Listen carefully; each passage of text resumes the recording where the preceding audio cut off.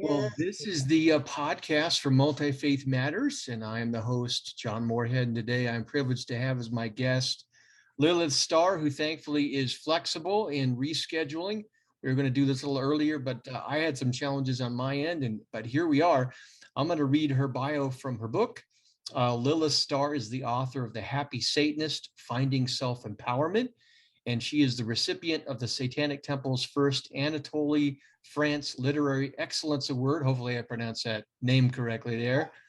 She holds a BA in English from Harvard and an MA in journalism from Stanford.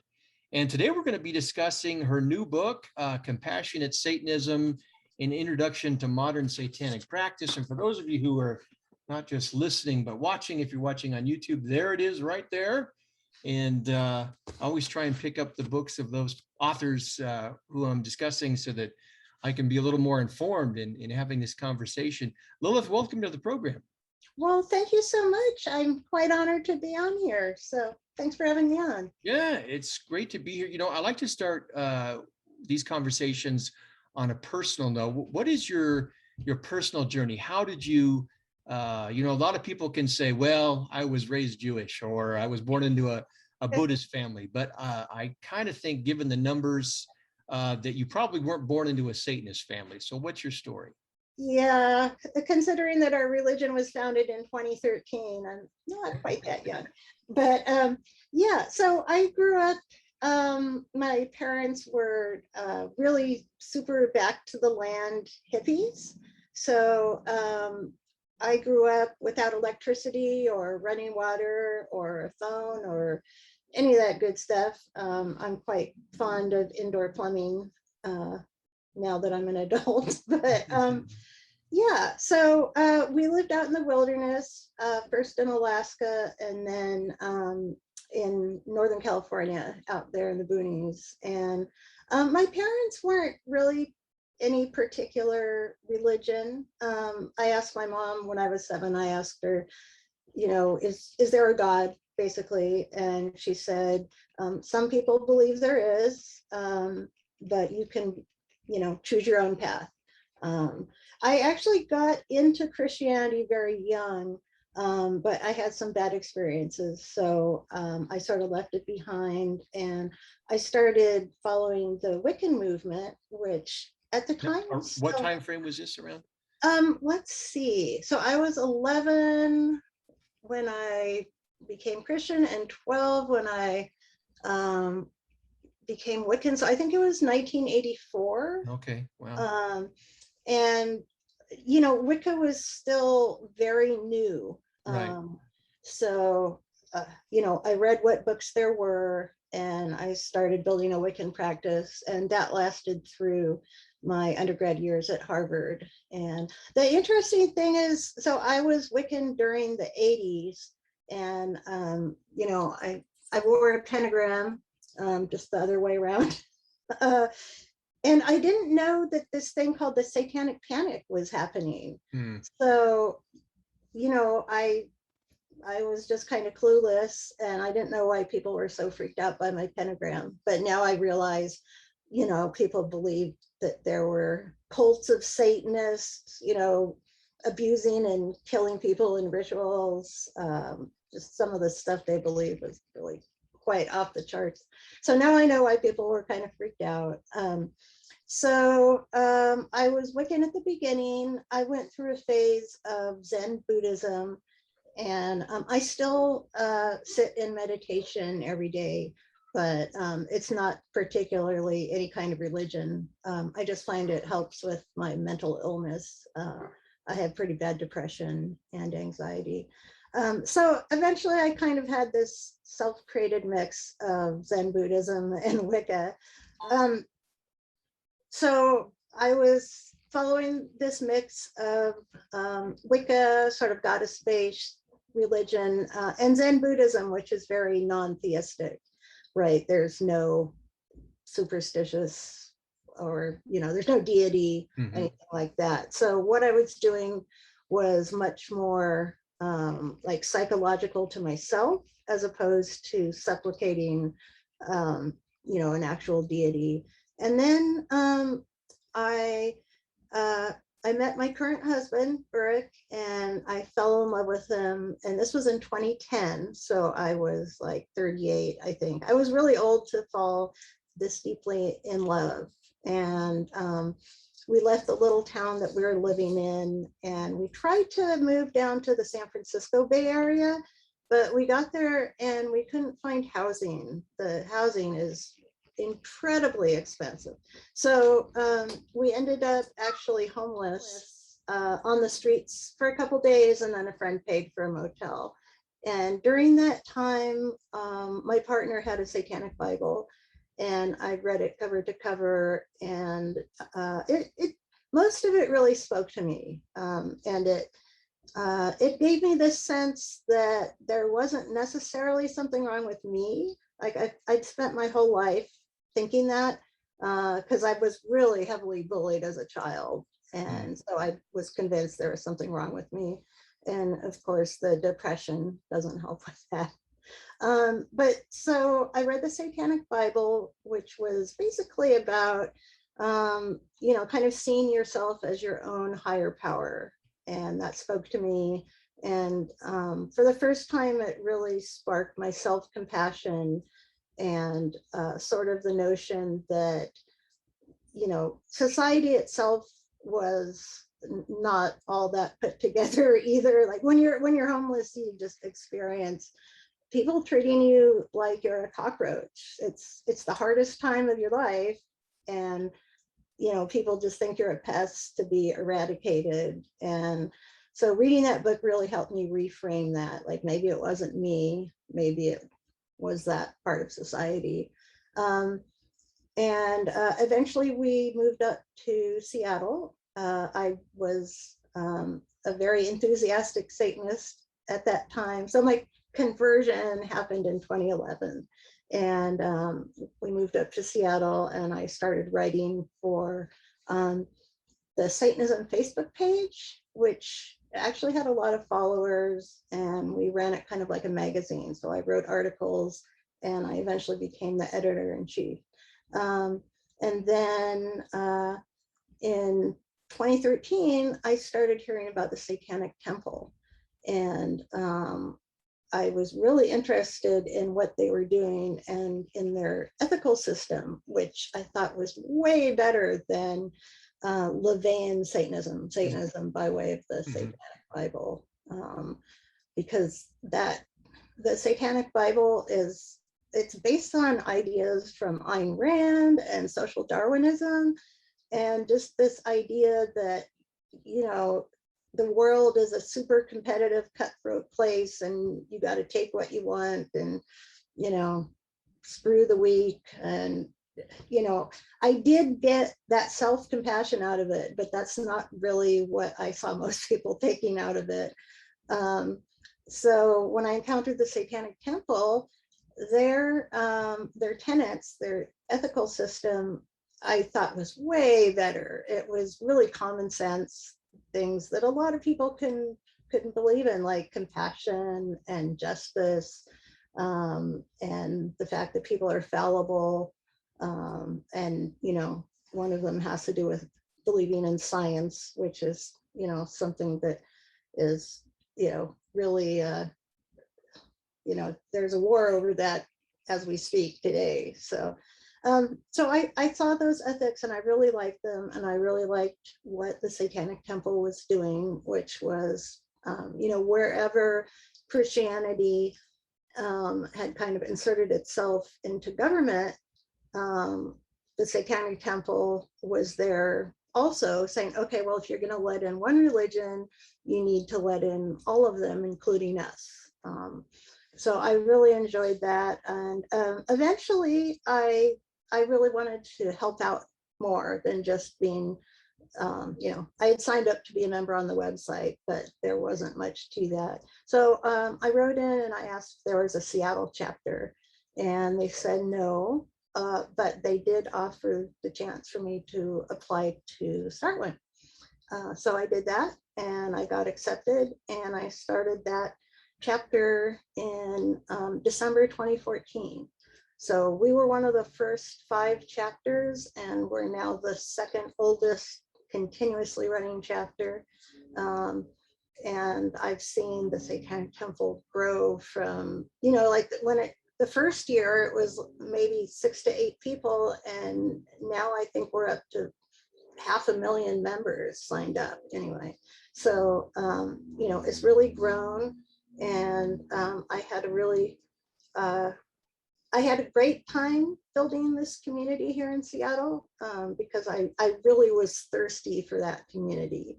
I'm a very social person, but I had never found a group that I felt comfortable with, partly because of the bullying. I have a darker aesthetic, I'm kind of weird. So there weren't too many places I really felt like I belonged, but the Satanic Temple was that kind of home that I've been looking for a long time. So Is it accurate to say that LaVeyan Satanism might be more geared towards the individual quest, and the Satanic Temple is trying to self-consciously working more on the community aspect for Satanists? Is that a fair statement? I would say it's fair on the side of the LaVeyan belief system. Oh, sorry. But the Satanic Temple also is very much into individuality. Okay. It's an interesting mix, because we believe both in individual freedom and creativity and being yourself, but we also believe that people can achieve the most and get the most out of life when they are part of a community, when they're working together. Like that's kind of what science is tending to show us, is that we're social animals. Right. So it's a mix of both with the Satanic Temple. Okay. How did this current book of yours, Compassionate Satanism, come about? Was it, did it kind of grow out of this desire to help out and maybe flesh out more about what, not only for yourself, but for others, as to what, being a member of the Satanic Temple is all about? Oh yeah, definitely. So this book started life as a little guide that I put together for the Portland chapter of TST. I was kind of mentoring them and helping them start a chapter down there. And I thought it would be handy to kind of recount my experiences and, give them a little how-to guide. Because Seattle was such an early chapter, there was no international council or any governing body that helped guide the chapters. It was basically, just, figure it out, trial and error. So I figured I should probably pass on what I had learned through trial and error to those people who are starting that chapter. And then over time, there were a few things that drove me to want to make a whole book out of it. One thing is I put my community guide on my blog online, and I started hearing from a lot of other chapters and groups that had used those articles as a blueprint to create their own chapters. And so I thought, oh, well, this seems like it's, are you still there? Yeah, go ahead. Okay, I'm sorry, this computer is kind of old. So I heard from people that it was useful, and I thought, oh, well, I'd like to get it to more people. And then another thing was my first book, The Happy Satanist, was about my time as a LaVeyan Satanist. And I felt like I wanted to have something out that was about, my current Satanism, the Satanism that I had chosen. So I wanted something about the Satanic Temple. And then third, I wanted to find out if I could write a book from start to finish, because the Happy Satanist, my first book, was just a collection of essays that I had written, and not, a comprehensive beginning to end book. So, I kind of wanted to see if I could write one. And also like what that process might look like. So I was kind of teaching myself at the same time as I was writing it. What kind of feedback have you gotten from readers so far? So far, sorry, go ahead. Have you gotten much? I've started to get more and more. I don't do any advertising, so it's mostly word of mouth and Facebook posts and stuff. But yeah, almost everything has been extremely positive. I've heard from friends and from strangers that like this was kind of the beginner's book that they needed, and they were really happy that it was out there for people who were just starting to look into Satanism. And that was really heartwarming. I did have, there were a couple sources of negative, reviews or input. One was, there's a whole set of people that have left TST as disgruntled ex-members, and they spend their time attacking TST. I don't know why they don't just move on and make something positive, but yeah, they spend it happens in every tradition. Does it? Oh yeah, oh yeah. Yay, us too.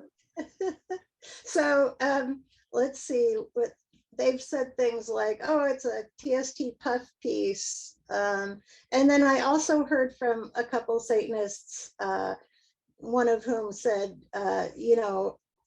why don't you acknowledge LaVeyan Satanism? That's the base of all Satanism. And if they'd actually read the book, they would see that I do mention it, because LaVey was the first one to really say, yes, we are Satanists. People aren't just calling us Satanists. We claim that title.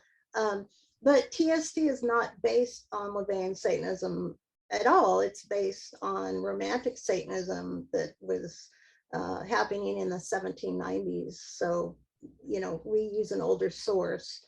But I do mention LaVeyan Satanism and the Church of Satan. And then the other person was a Theistic Satanist, who said, hey, not all Satanism is non-theistic. There are theistic Satanists as well. And again, I do mention that in my book. But my book is not a comprehensive survey of all different kinds of Satanism that are out there, because I've experienced with LaVeyan, but not with the theistic side. This book is about my own personal experience. So, while I do mention those kinds of Satanism, I'm much more in depth about the Satanic Temple, Right. since that's my path. So that's really the only negative feedback I've gotten so far. So yeah, that's good. It's interesting how on the one hand you get the theistic Satanists who are upset that you're emphasizing the non-theistic Satanist part, whereas then you get Christians who assume that everything's theistic Satanism, and so everybody's got their assumptions that they're going with there. I will admit that I did kind of misread when I first saw the title of the book. I emphasized the title rather than the subtitle. When I saw Compassionate Satanism, my assumption was that you were articulating a particular vision of a form of Satanism that was trying to be proactive and compassionate. But then when you connect that to the subtitle, An Introduction to Modern Satanic Practice, are you kind of doing both? It's kind of as I look at it as an outsider, it's kind of an introduction to here's what it's like to be a member of the Satanic Temple, and here's an overview. But at the same time, is it also trying to articulate that by doing this, you can be a compassionate Satanist? Yes, definitely. And also that title, the first part, the compassionate part, is it's like a personalizing part of the title, because for me, compassion is the highest goal, in my life. I sort of narrowed that down when I first fell in love with my husband.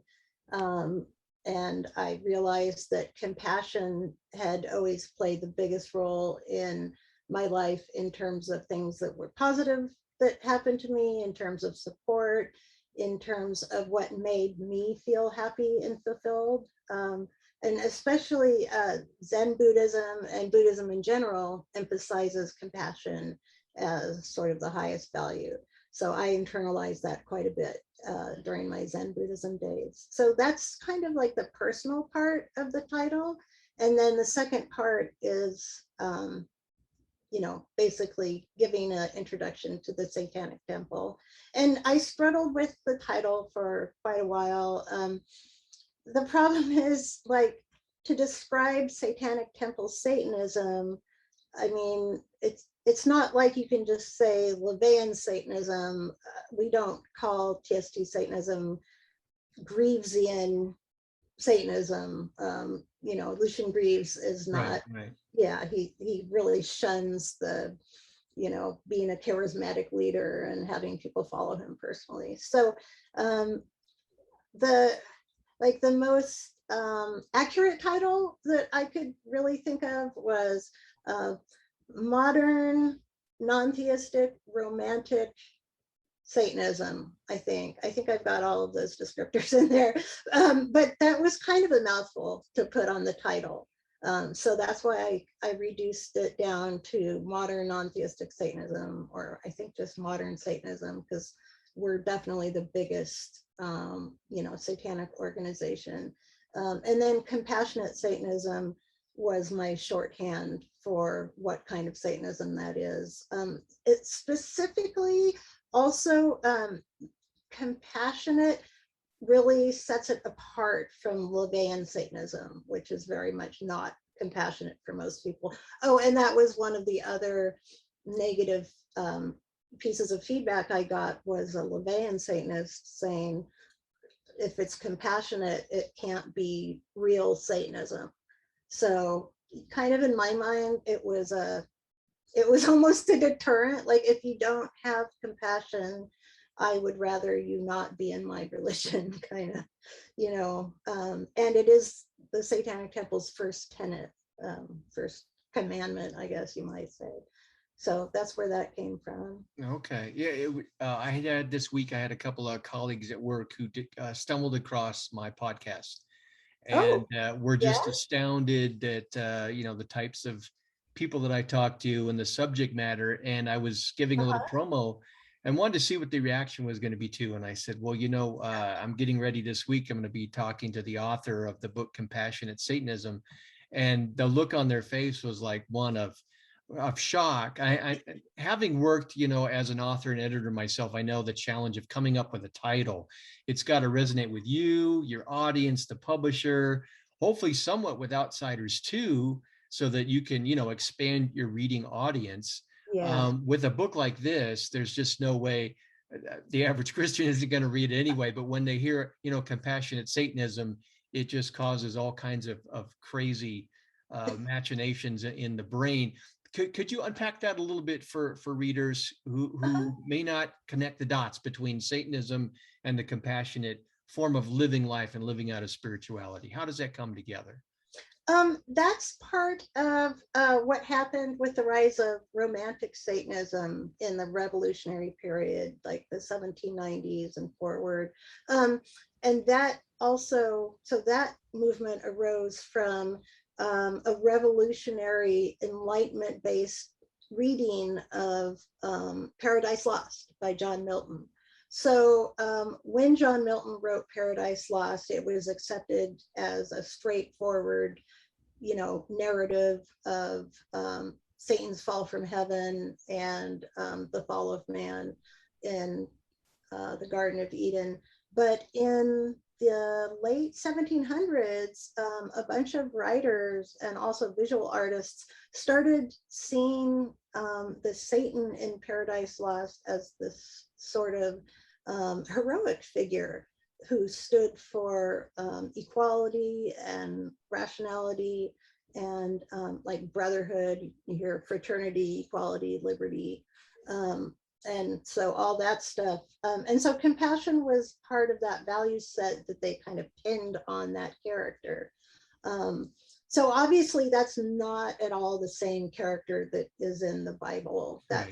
That's absolutely evil, right? So most people have that in their mind when they think of Satan. But for us, we really draw on that archetype that the Romantic Satanists not only sort of saw, but also they elaborated on that kind of a character and used it as an allegory for their own revolutionary thoughts. So it was a time at which the monarchy and the church were losing control, and people had started thinking revolutionary thoughts. And, the American Revolution was first, and it really inspired these writers to think about, how they might do that in their own countries.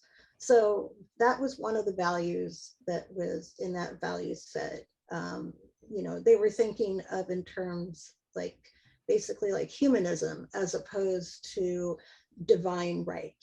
So up to then, there had been kings and rulers that had been, given their right to rule by the church. They were considered to be God appointed, and, most people just lived in squalor and poverty and had to give most of what they created, up the chain to the king. So that began to be, taken apart, and unfortunately in a very bloody way in France. But eventually most nations, did move on to some form of democracy or a republic. And so that's where we're drawing our conception of Satan from, and that's where the compassion comes in. And you can really see it in the Satanic Temple. Really only has one main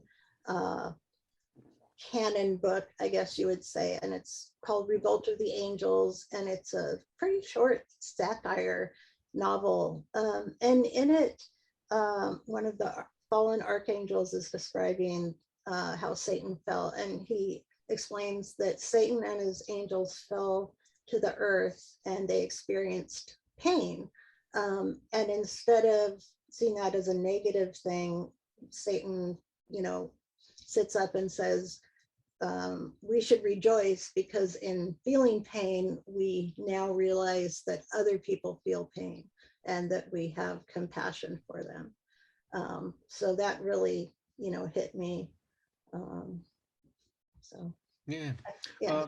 What are a few of the takeaways that you would hope as an author that your fellow Satanists would take away from the book? I think one of the biggest is the focus on individuality. And I mean, most of us Satanists already do, we generally tend to accept ourselves, but not always, especially if we've grown up in a family that doesn't accept us for, like being gay or trans or any of that stuff. I really like Satanists to understand that their diversity is a good thing, and also that we can still maintain our diversity of viewpoints, of personal beliefs, and at the same time work together. And I also would love to see more Satanists come out with, if not like a big book, maybe a blog or a YouTube series, or I've seen now there's a lot of TikTok artists that are talking about their personal satanic practice or altar or whatever. And I just want to see more and more Satanists open up about what they're doing, because I believe that's really what Satanism is. We do have, this very small set of core beliefs, and we have the narrative of Satan and the symbol of Satan, but beyond that, there's no, there's no rules as to what your altar might look like or what you have to wear, anything like that. So I would love to see more people open up about it and kind of normalize it, both within our community, but also outside, so people who aren't Satanists can kind of get more of a well-rounded view of what exactly this kind of Satanism entails. Well, that leads to my next and final question. Obviously, you wrote this as a Satanist, primarily for Satanists. Let's say that there are maybe a few open-minded Christians who pick up the volume And what would you hope they would take away from it? There are a host of stereotypes and misunderstandings, and hopefully conversations like this help correct some of that. That's what we're trying to model. What would you hope as an author, they pick up your book, what would you like an open-minded Christian to take away from it? I think just primarily that a Satanist can be a good person, and that Satanism can be a good force in the world, and that like maybe I'd also like them to consider what it means to bring religion into government, right? Because that's something that we work a lot on. I think a lot of Christians don't necessarily realize that if they bring their religion into the public sphere, whether it's in legislatures or courts or schools, for instance, any of those places, we are a pluralistic society. We have freedom of religion, and that means freedom for all religions. So if you're going to, sort of impose your religion on the public sphere, legally, other religions will have that same right. Now, whether that's actually protected in the courts is a big question, because like government and precedents and the courts have moved quite a bit in the direction of dominionism, where basically Christians want theocratic rule. They want us to be a nation ruled by Christian beliefs and Christian laws. So I don't know if that's always going to be protected, but in theory, we are a pluralistic society. And so if they want to bring one religion in, we're going to be there too. We had a case in Oklahoma. There was a 10 Commandments monument that was put on Capitol grounds, and we sued to place our monument of Baphomet. So it's like an 8-foot tall statue of, it's not a devil, although I think a lot of people misunderstand that it might be, but it's a figure from classical occultism that represents balance. But he's got horns and wings, and so we applied to put that there as well to balance out the 10 Commandments, so it didn't look like the government was pushing one religion. And then the Oklahoma Hindu Society, or I can't remember exactly what they're called, but a group of Hindu adherents in Oklahoma applied to put a big monument of Hanuman, the monkey god, the Hindu monkey god, on there. And so you can kind of see how if you open the door for one religion, you're gonna just get a cacophony of many different ones, potentially. So I would like them to think a little bit more before they request government access for religion, basically. Well, yeah, mostly, go ahead. But mostly, I'd love them to read it and come away with the realization that Satanists are people too. We're not out here killing babies and eating them, like some of the conspiracy theories are suggesting. We're here, collecting warm coats for the homeless. We just recently did a diaper drive here, and then a beach cleanup where we invited the public to help us, clean up the beaches here in Washington. And that's most of what we do, honestly, is community service. There are some legal battles that are fought, but they're pretty much at the top level. And the individual chapters, or I guess we're going to be called congregations pretty soon. We mostly try to serve our community, just like, a church would do. Mm-hmm. So we're not that different.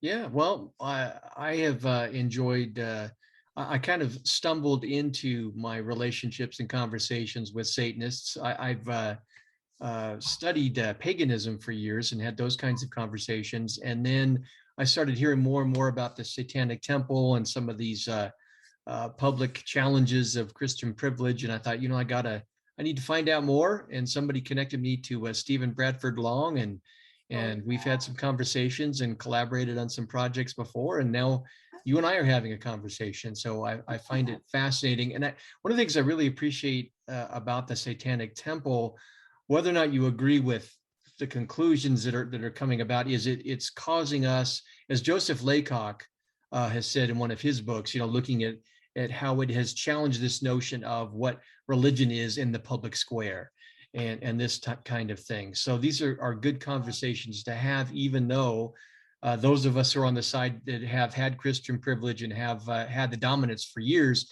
makes us very uncomfortable, but these are the kinds of conversations we need to have. The alternative is we either have a naked public square where there's nothing but secularism, and there really is nothing objective about a naked public square, or we have a pluralist public square. And I think we have to work towards, having that pluralist public square. And a part of that process is putting forward our best ideas, living out the best of our faith, trying to persuade each other and letting it all sort out. That's kind of where I come from. So I don't know if any of that resonates with you. Oh, definitely. I have to admit, my sort of perception of Christians and especially evangelicals has been completely changed by meeting you. Wow. Yes, I haven't bumped up against evangelicals in my personal life much, just in the legal battles that TST is fighting. And I was really both amazed and incredibly gratified to see you reaching out to other faiths, keeping your own, but also being open-minded to listen to other people. And so I thank you so much for helping correct that misconception I had of Christians as closed-minded, or possibly even dangerous. Like we do get death threats on a regular basis. So I'm really, my perception has changed a lot, and I think it's a lot more positive because of what you're doing. So well, I appreciate that. One of the things we're trying to do is that there are a handful of us in a network who have, we're confident in our convictions, just as those people that we're dialoguing with are confident in theirs. And yet there's also a sense of humility as we go out and do that. And so how can we build on that? How can we create within our own religious community and connect with others, those that have confidence in their convictions, and yet also humility at the same time? I think that's the perfect mix that we've got to have. And unfortunately, there are a lot of, shall we say, problematic elements in any religious community. Oh, yeah. And, they get the most attention and make the most noise. Yeah. And it's up to those of us who are trying to, model a different way forward to hopefully, make an impact. And I appreciate that when I reached out to you, here's this guy you've never heard of before. He's an evangelical, and he's got a podcast, and he wants me to come on. What might I expect? But I appreciate that you were willing to do that, and it's helpful for folks to get to know you and get to know about the book and the work that you're doing.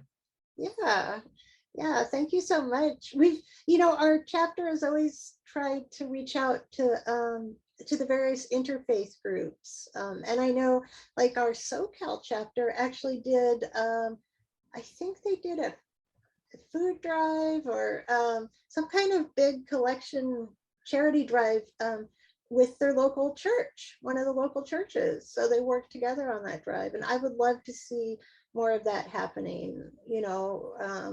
Both our religions, I think, have a mandate to help other people, and like working side by side, I think, can be really conducive to understanding. We up here, we work at a big food distribution center that sorts and distributes food to all the food banks in the area. And sometimes when we're there working, there's also a church there working, and some really good connections and conversations have come out of that.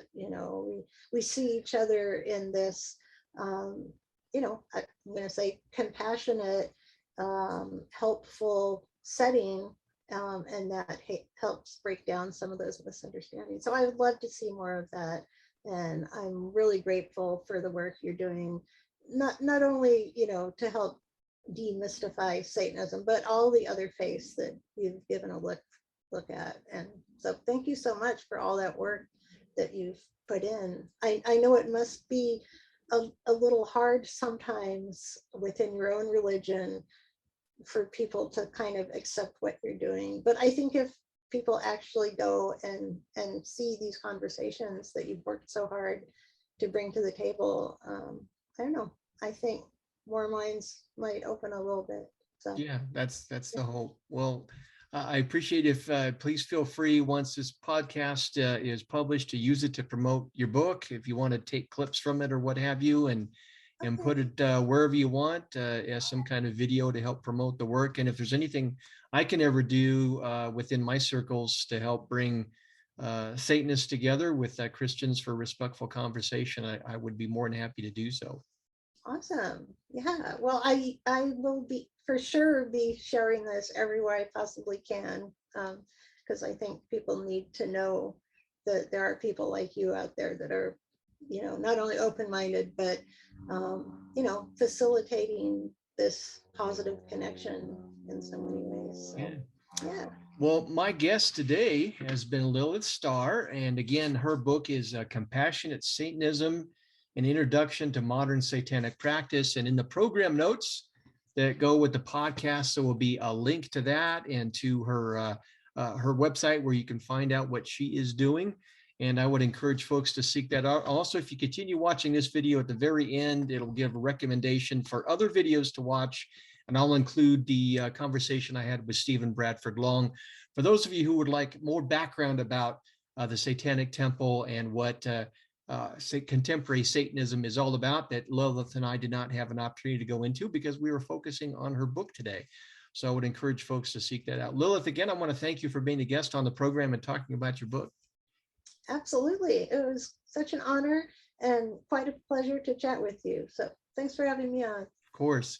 Again, this is John Moorhead. I am the host of the Multifaith Matters podcast. I'd like to thank everyone for listening and watching. If you would take a moment and click like and subscribe and share it in social media, that helps us get word out so that we can do more of this.